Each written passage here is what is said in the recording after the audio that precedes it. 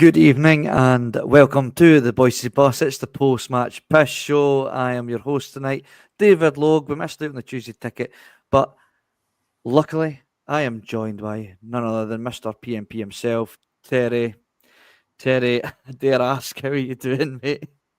The last thing I expected to be feeling tonight was got it that Celtic had been knocked out of the Champions League. I felt there was all sorts of permutations where we could be embarrassed, it could be raging, it could be all sorts, but I didn't think I'd be gutted because we actually could have gone through. Do you know what I mean? And it was always going to be the same way. It was always going to be glorious failure and last second. And it's not even a goal. It's a tackle from us that ends up in the net. And but listen, it is what it is. We can slice it and dice it. Small margins at the end of the day. 2 goals that we conceded at home that I thought were preventable, especially the second one. Thinking back now, leaving Harry Kane free at the back post. Bits and pieces of the January window where the board didn't really believe that we could do anything against Bayern Munich. If they'd had that belief, if we'd held on to our striker, if we'd maybe pushed the boat out on another couple of signings. When Kuhn goes off tonight, that's kind of the last time that we really threatened. And I think that's where you see that complete drop off in terms of quality. Imagine you were bringing Kyogo on at some point in that second half. Or imagine you had somebody of Kuhn's quality to replace Kuhn. But I'm trying really hard not to be pissed off and annoyed and kind of just up the pride, so proud of the performance. But I'm actually surprised. I genuinely am surprised. I genuinely didn't think that we could go there and perform as well as that. And I have to give credit to the players, to the manager, to the coaching staff, everybody. That was a performance to be proud of. And yes, it's gone tits up in the last 30 seconds. But if we're genuinely looking at progression, to run that team so close over 2 legs, looking even back at some of the other results, David, that we were maybe a bit critical of at the time, Zagreb away, they nearly qualified. They didn't get through with 12 points, I think it was. Mm-hmm. Club Brugge, a draw at home looks an ever more impressive result. They've gone through against Atalanta over 2 legs. Do you know what I mean? So I think when you step back, the time to step back and look at the campaign is now that we're no longer in it, and I'm sure we'll do that over the coming days and the coming weeks. But I think the overriding thing of this is that this shouldn't be the end of our Champions League campaign. This should just be the start of continuous development and evolution in this competition. And that starts with getting over the line in the league and continuing to build a squad. And when the competition comes around next year, rather than hope that we get through into the group stages, to make sure that we get through. Bruges are a great example because they've been getting through to that group stage year in, year out, and the team's been evolving, and you can see the money that they're spending goes up incrementally each year, and they're now in a position where they are a really competitive team and are putting out Italian sides to get into the last 16. How are you feeling? Well, you use the word proud, and I'll double down on that. I'm absolutely proud of the team, the overwhelming feeling of pride, but I'm also equally absolutely scunnered by the scunnered's the word I've used. I was on the edge of my seat. I'm sure, like everybody else was that was watching at home, and obviously those that travelled to Munich today, on the edge of my seat, just praying, just get to extra time. We deserve it. Alan Shearer said umpteen times we deserve to get an extra 30 minutes, but in spectacular Celtic fashion, I mean, like you said, the way the goal went in was very typical of Celtic. But we'll quickly go. We'll do a blow by blow of the game. This is post match pish, but quickly just give a shout out to everybody. Give us a like, give us a share. Buy some here. Become a Bhoycie Bus member for a small cost of $1.99. You don't get any extra content. It's absolutely all our content is free. It's just your way of supporting the bus, and of course, buysports.com. Get your 12.5% off at the checkout for your tasty pastry treats with the code BUS1888. So just quickly get that all out the way, Terry. But Terry, what you touched on, I'll touch on what you said there. Like, I think this should be the start of Celtic's European campaigns from now on. That was the most. We'll ignore the Dortmund result just now, but I think we can say we learned from that. I think it's been a very mature European campaign for Celtic, so much so that we didn't look out of place against one of the most informed teams in European football right now. We had them rattled. We had them rattled for the last 20 minutes at Parkhead, and we had them pretty much rattled from the get-go. We looked composed. We looked assured of ourselves. Yes, we didn't have a lot of possession of the ball, but we certainly made the most of it. 7 minutes in, Terry McGregor steals the ball, but he lacks the composure to finish, which could have got us ahead early doors. Maybe a rush of blood to the head for the captain. 15 minutes later, Jota then stands his man up. I can't remember the boy's name. I think he's a Croatian international. Had one of them in the past. He stands him up, and of course he turns him inside out and creates a great chance for Kuhn, who again just doesn't take the chance. He obviously beats Neuer, but there was not enough conviction on the ball to cross the line. Guerrero gets in and gets rid of it, and only seconds later, Maeda misses a great chance from Engels, who gets the ball across the face of the goal. Right away, we're wondering, Terry, how are we not at the very least 1-0 up here? I said in the group chat, I just felt that, again, we were just lacking that little bit of belief that we could actually hurt this Bayern side, despite the 3 opportunities that we created for ourselves, from our style of play, from our press, from our composure, up until that final chance we had on goal there. I know, and as we were creating these chances, you almost had to pinch yourself. You know, am I really watching this? And then you're just thinking about what if, and it's not going to be our night kind of thing. Again, if you had your top striker over the last 3 years still playing in your biggest match of the season and you hadn't let him go, would he have made any difference in there? The McGregor one, I mean, the way things have been going for McGregor this season, you're expecting him to leather that into the top corner, aren't you? It was difficult. The Kuhn one, he just doesn't get enough on it.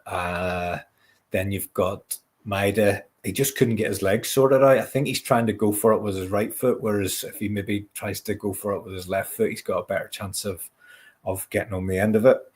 And then probably the best one, actually, David, came after that, where Maeda gets the ball on the edge of the box and he's got options left and right, and he tries a first-time finish, and probably for the first time in a few months, he hasn't shown any real composure at the key moment. But you're starting to believe at that stage, and you're starting to think, yeah, do you know what?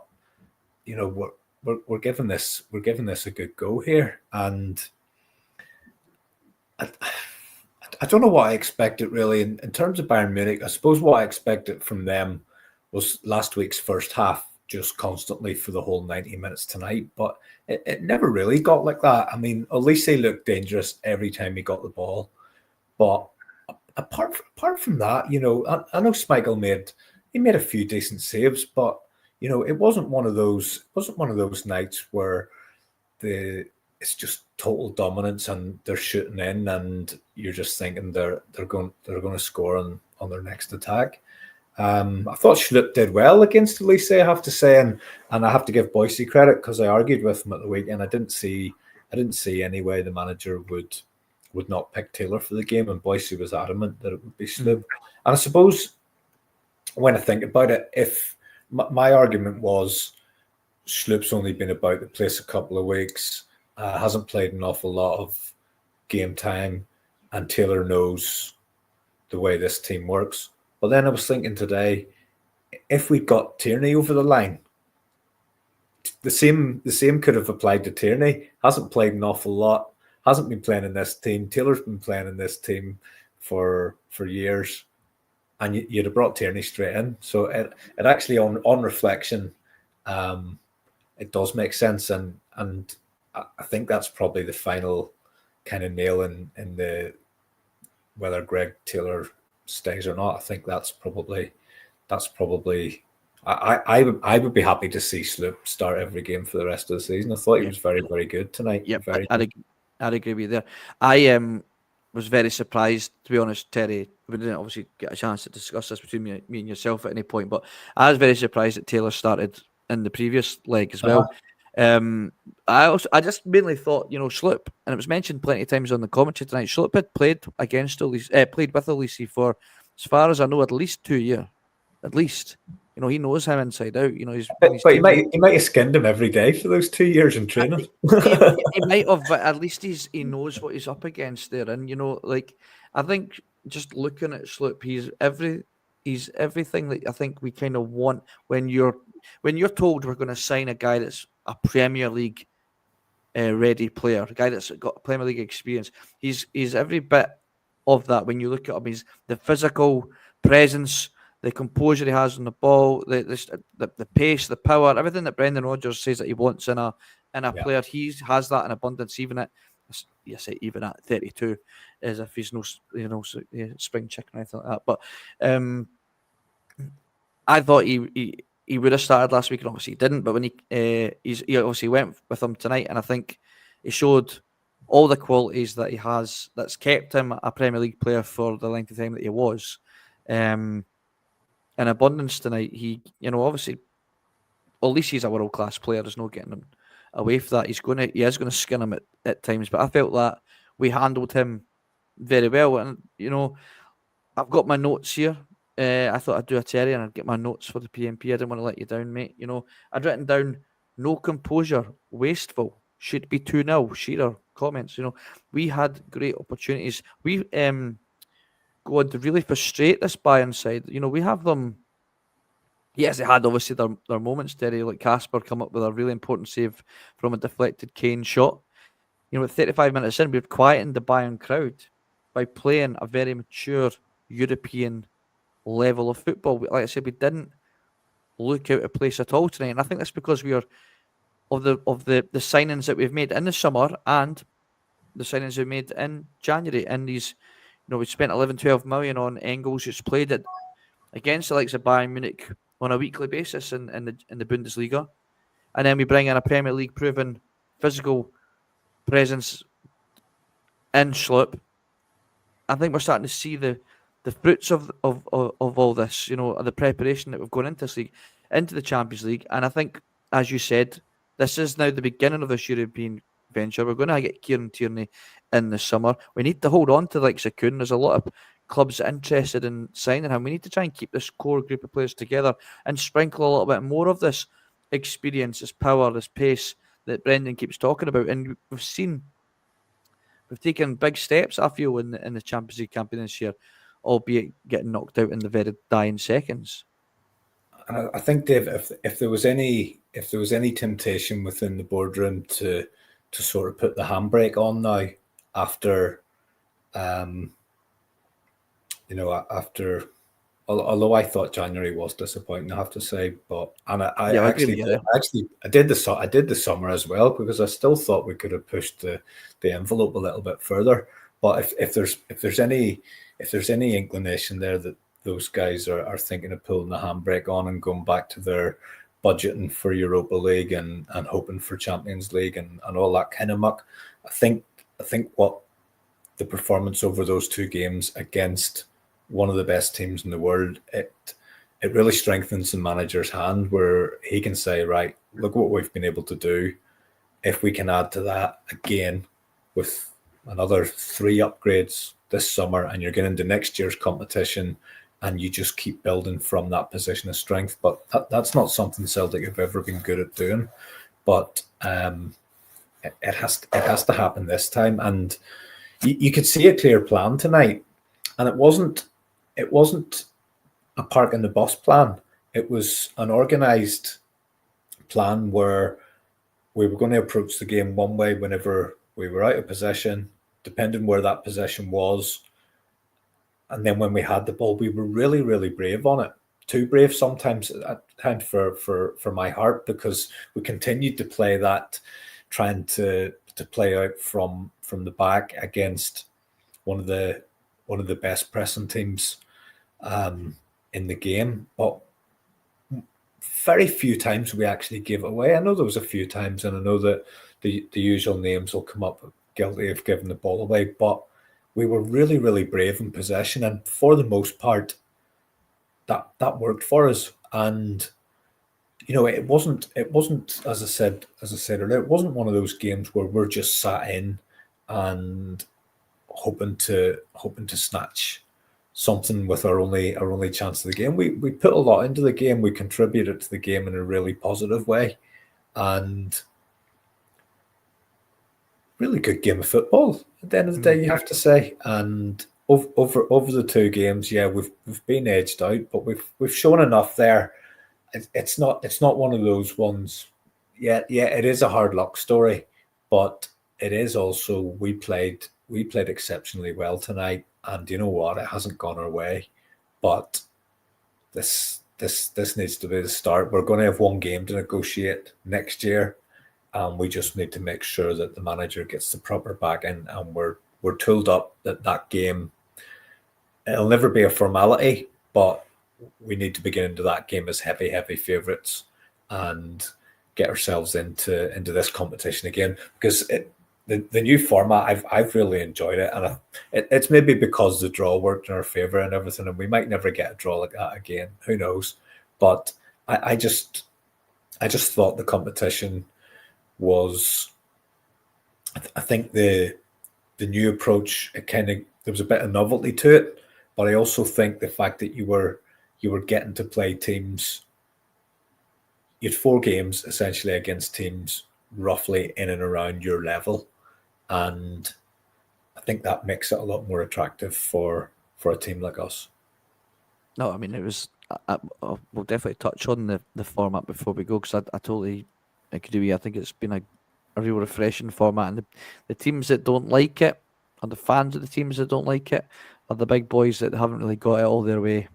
So early on in the campaign, we'll touch on that later. I want to continue to talk about obviously the game. I put it down in my notes at 40 minutes. Bayern, it's sad to see the belief almost draining away from Bayern Munich, just due to the way we'd set up, the way how organised we were, like you said, Terry, the way we still tried to play our game, and like you could see that they were starting to lose a bit of conviction, and the belief was draining from them.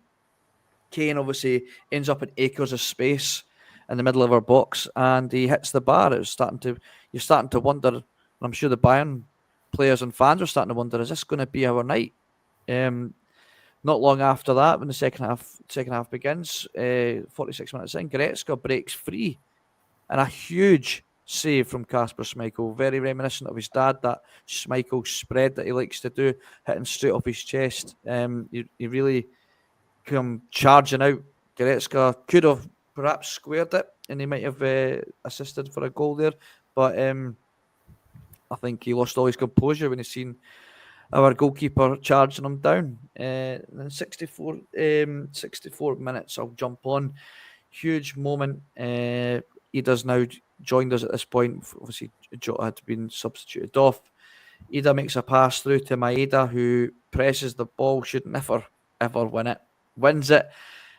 Should never win the second ball that he created for himself. Like when you watch the replay back, he should never make up that space in time. But he's an absolute running machine, and obviously creates the opportunity for Kuhn, who again just a little bit too quick for Kim Min-jae, who, when I seen him in the starting lineup tonight, Terry, I thought was a far more sure centre back than Eric Dyer. This guy, the former Napoli centre back, got his move to Bayern after being brilliant over in Italy, and Kuhn nicks the ball from him and shows the composure that we lacked in the first half and beats Neuer. And you can probably still hear it in my voice tonight. My throat's absolutely hoarse.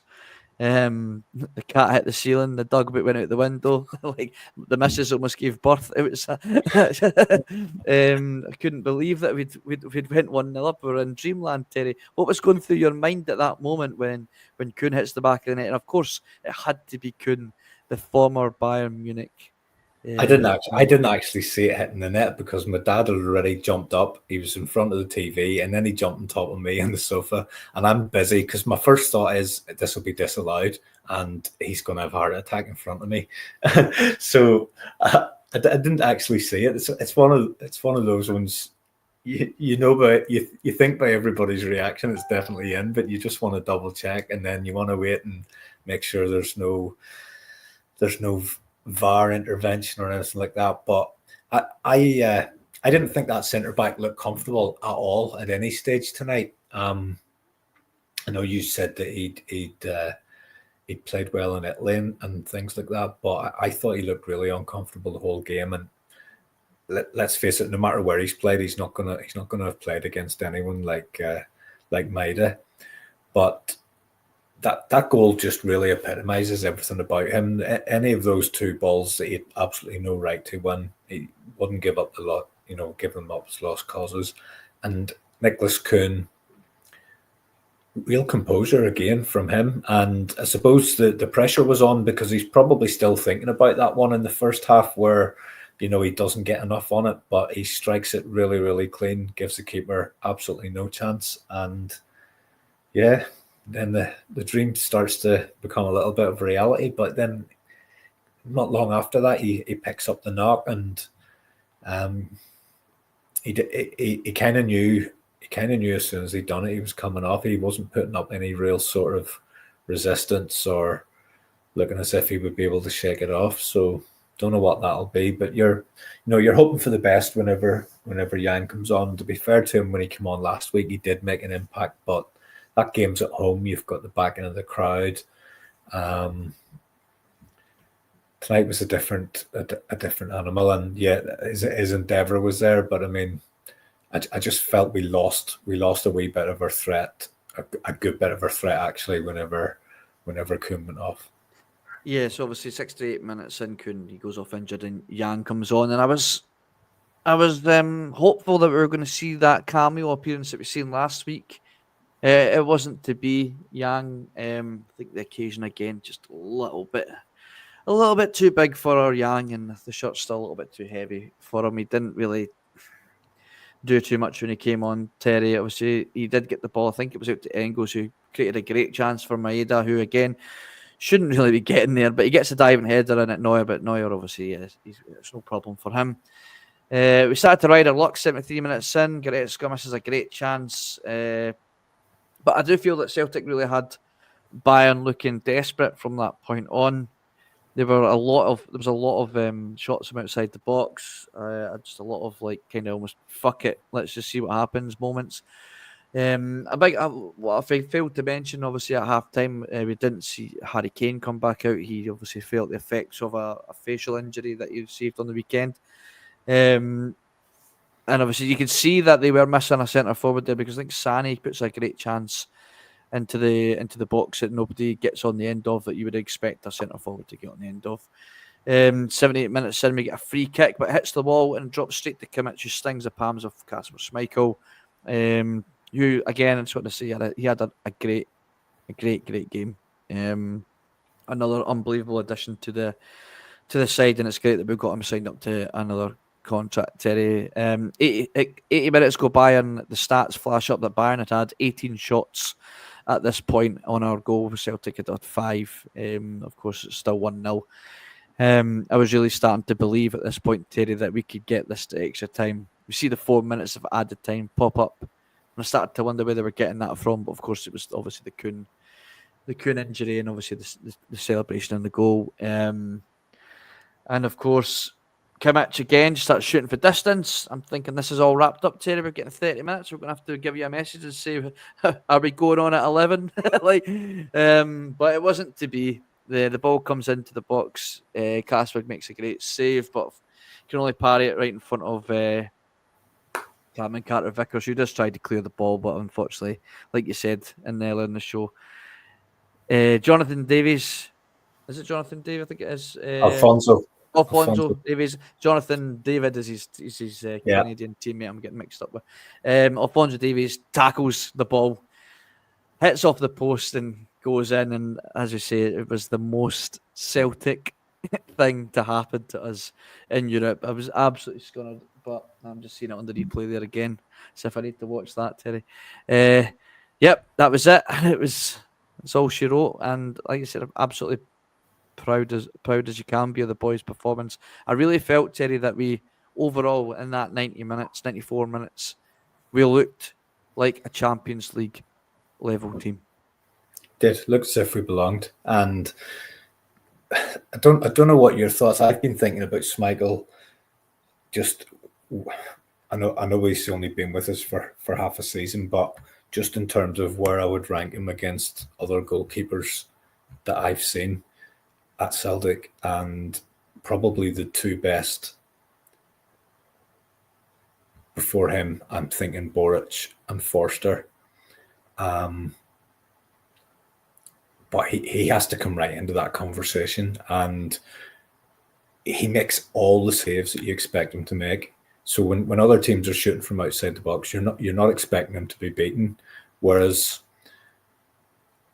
other goalkeepers down the year, you're kind of thinking, well, there's a chance there's a chance of him throwing one in. And the only time, and again, Bhoycie corrected me very quickly on this, there's only one goal this season that I think or felt that he could have done better, and he was a wee tiny bit slow to get down on. But Bhoycie corrected me and told me that wasn't right. So what goal was that again? Because I think I'm thinking of the same one. Was this the Was it? He was kind of caught outside of the box. The shot was from outside of the box. Yeah. Was it a European game? It was a low Was one. it the Rangers game? The box. I think it's the Rangers game, isn't it? Yeah, I felt it's Hadji. It's Hadji's goal. It's Hadji's. Yeah, that's the only one that I've questioned, and everything else that he's done has been absolutely superb, and it's just a joy to watch someone like that at the club. And as you say, we've got him for another year, and who knows if his body holds up.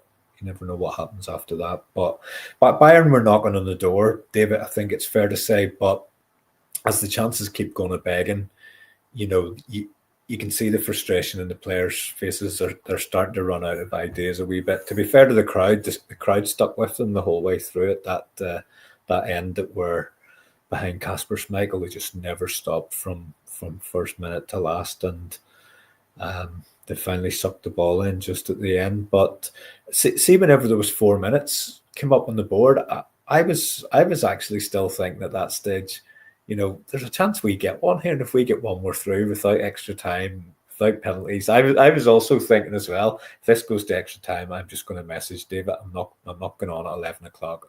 I was like, we'll do a past match. We'll do it tomorrow, and yeah. The ball just ends up in the net, and you can.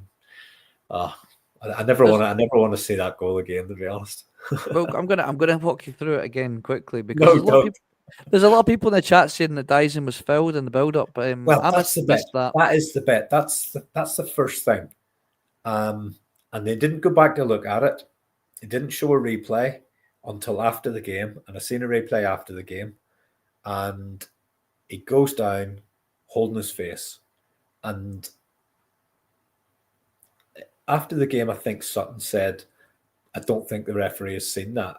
But if I think back, when I was watching it, I was pretty sure the referee was looking at it, and I was pretty sure he made a motion as if he was about to blow, because Maida's gone down holding his face, head, whatever it is.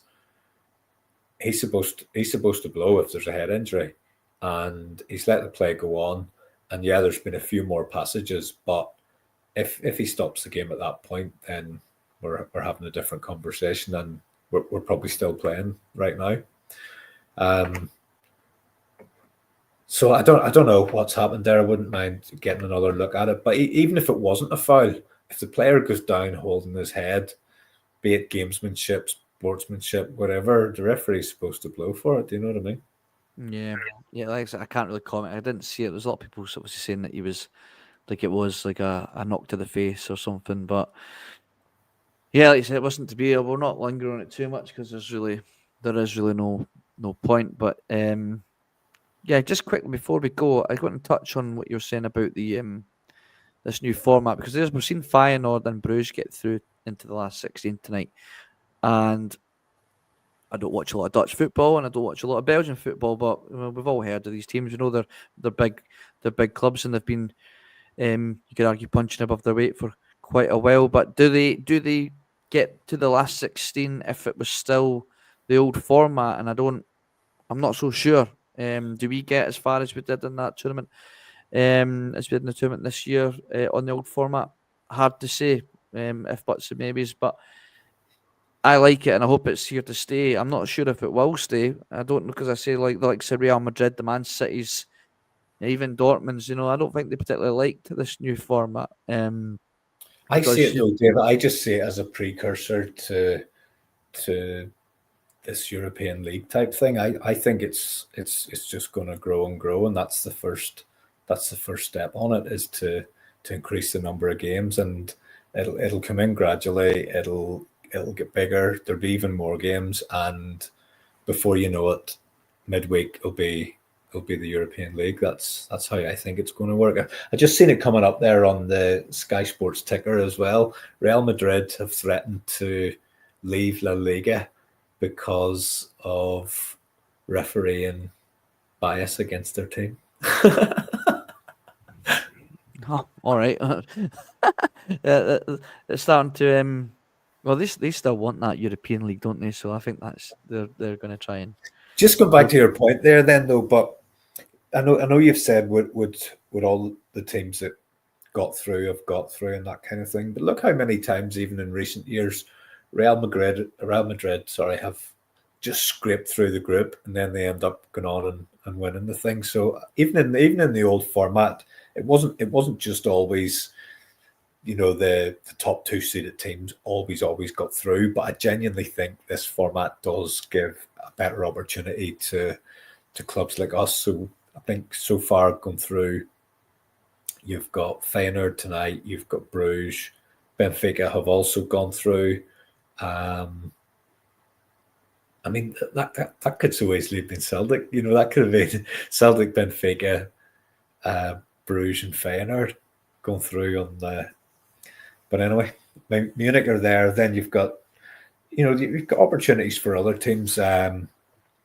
Brest, they're out, so they got hammered in the first game. But the likes of those teams that are in and around Celtic's level or play in similar type leagues where there isn't an awful lot of TV money and all of that kind of thing.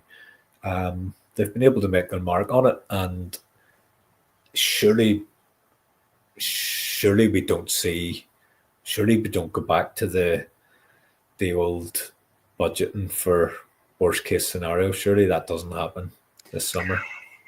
We have to power on. We have to power on because, I mean, I don't see